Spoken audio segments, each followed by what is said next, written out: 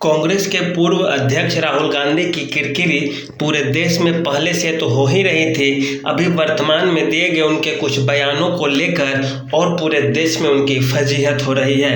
दरअसल उन्होंने जो पिछड़ी जाति की राजनीति करना शुरू किया है उसमें वे अपने मुंह के बल गिरे हैं और इसे उनका अमित शाह ने लोकसभा में जवाब भी दे दिया कि सरकार भारतीय के नेताओं द्वारा चलाई जाती है, सरकार मंत्रियों के द्वारा और सांसदों के द्वारा चलाई जाती है, न कि सेक्रेटरीज के द्वारा। लोकसभा में अमित शाह ने कहा कि मैं तो जानता हूं कि देश सरकार चलाती है, आपके पास जानकारी होगी कि देश अगर सेक्रेटरी चलाते हैं तो ये आपका अपना मानना है, आप अपना ज्ञान बढ़ाइए। दरअसल राहुल गांधी ने कहा था कि वर्तमान में जो 60 सेक्रेटरीज है उनमें से केवल 3 ओबीसी से हैं। तो क्या राहुल गांधी इस मूर्खता के जाल में फिर से फंस गए कि क्या सेक्रेटरीज की बहाली भी जाति देखकर की जाए? क्या उसमें भी 60 में 15 एससी लिए जाए, 15 एसटी लिए जाए, 20 ओबीसी के लिए जाए? सचिव तो मंत्री अपने स्वेच्छा से रखते हैं कि ये काबिल ऑफिसर है, ये मेरे मन के अनुसार काम करता, इसे रखा जाए। इसमें जाति कब से देखी जाने लगी? फिर इसका मतलब है कि आप अधिकारियों के जो प्रमोशन में रिजर्वेशन दिया जाता है उसके पक्ष धर रहे हैं। तो फिर आपकी जो 70 साल से जो सरकारें थी, इंदिरा गांधी भी रही, राजीव गांधी रहे, नेहरू रहे, उनके कैबिनेट में किस तरह से बहाली की जाती थी और सारा देश उनके इस ज्ञान पे थू थू कर रहा है।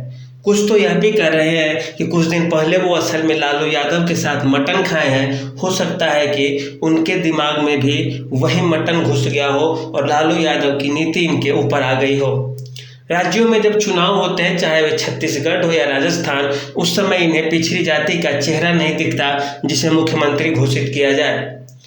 राजस्थान में अशोक गहलोत की जगह किसी जनजातीय नेता को भी आगे किया जा सकता है, किसी पिछड़ी जाति के किसी बनिया को आगे किया जा सकता है, किसी अग्रवाल को आगे किया जा सकता है, लेकिन उस समय राहुल गांधी की आंखें नहीं खुलती है। मध्य प्रदेश में इन्हें कमलनाथ ही चाहिए, किसी पिछड़ी जाति का कोई नेता नहीं चाहिए।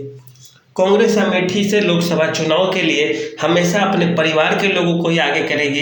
यह नहीं करेगी कि कभी किसी पिछड़ी जाति के नेता को, किसी अनुसूचित जाति के दलित नेता को अमेठी से टिकट दिया जाए और उसे जिताया जाए।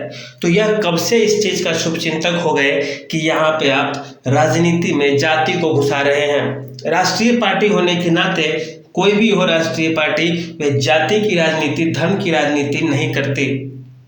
हाँ, दक्षिण पंथ, वामपंथ और कई सारे विचार होते हैं, उसे आप रख सकते हैं, लेकिन आप किसी खास जाति या संप्रदाय का विरोध या उसका पक्ष नहीं ले सकते, क्योंकि एक ही राज्य की एक जाति आपको वोट नहीं देगी, लेकिन दूसरे राज्य की वही जाति आपको वोट कर सकती है। सबसे बड़ा उदाहरण इसके लिए भाजपा है, जिसे मान लीजिए कि बिहार और उत्तर प्रदेश के यादव राजद और सपा को भले वोट कर दे, लेकिन हरियाणा के यादव, मध्य प्रदेश के यादव, गुजरात के यादव तो आपको वोट करते हैं, भाजपा को वोट करते हैं, ये आम आदमी पार्टी को वोट करते हैं। तो आप कैसे कह सकते हैं कि ये जाति मेरे लिए है? ये नहीं। कांग्रेस के पास अब तक सवर्ण वोटों का अच्छा खासा संख्या मौजूद था।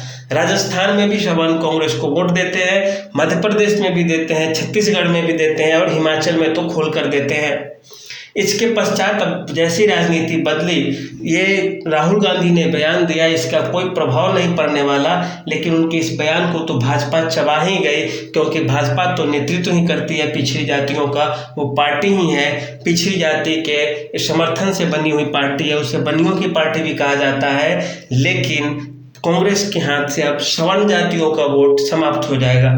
ऐसी लहर भी चलेगी और इसका खामियाजा कांग्रेस को भी तुरंत मध्य प्रदेश और राजस्थान में चलेगा। कुछ राजनेता तो यह भी कह रहे हैं कि इनके जो ट्यूटर हैं, जो इन्हें पढ़ाते हैं, इनके पढ़ाने का काम करते हैं, वे राहुल गांधी को गलत सलाह देते हैं और गलत समय पे कुछ बोलने को मजबूर कर देते हैं और इससे उनकी फजीहत होती है। अभी जैसे दक्षिण भारत में हिंदुत्व के खिलाफ बयान दिए जा रहे हैं, उत्तर भारत में जातीय समीकरण बन रहा था, ठीक उसी का विरोध हो जाएगा और राहुल गांधी मुंह के बल गिरेंगे, जैसा अभी दिल्ली यूनिवर्सिटी के चुनाव में भी हुआ है। कांग्रेस एक सीटों पे, वो भी छोटे सीट पे बढ़त बना रही थी, बाकी सारी की सारी सीटें भाजपा जीत गई, कांग्रेस सब पे मुंह के बल गिर गई है। तो यह कांग्रेस के लिए राजनीति बहुत गंदी साबित होने वाली है। यदि आज इंदिरा गांधी, नेहरू भी होते तो वे इनके बयानों पे आंसू बहा रहे होते कि ये कैसी घटिया राजनीति, राष्ट्रीय राजनीति में राष्ट्रीय पार्टी होकर जाति और धर्म की राजनीति को हवा दे रहे हैं। तो यही रहा कुल मिला के आज तक का। इसके अलावा एक और भी है कि आप आरक्षण में मुसलमानों के लिए लोकसभा में आरक्षण की बात कर रहे हैं। आपकी पार्टी 70 सालों से थी, उन्होंने कितने मुसलमानों को रिजर्वेशन दिया और कितने को आगे किया, कितने मुस्लिम महिलाओं को आगे किया। जब 3 तलाक की बात होती है उस समय आप कुछ नहीं बोलते हैं, और अभी राजनीति चमकाने के लिए झूठे वादों के सहारे आप लोगों को दिग्भ्रमित करने की कोशिश कर रहे हैं। यह एक घटिया बात है। तो इतना ही आज के लिए, धन्यवाद।